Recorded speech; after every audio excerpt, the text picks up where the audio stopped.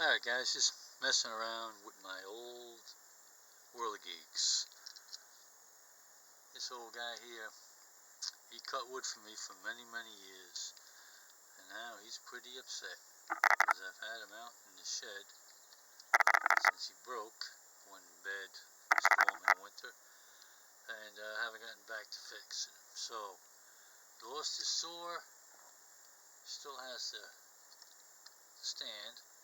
Lost his saw, so now he's upset now. You can see. And we got the propeller there. That's still in good shape. And it was a long time ago I made this baby.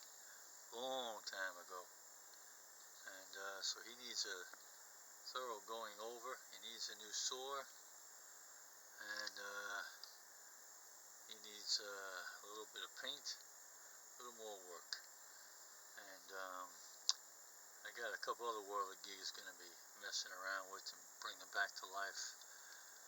And so his arms are still moving really good, so that's a good sign. See, when he rocks, the arm stays still. And he rocks free.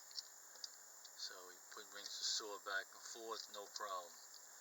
He's an excellent woodsman, excellent.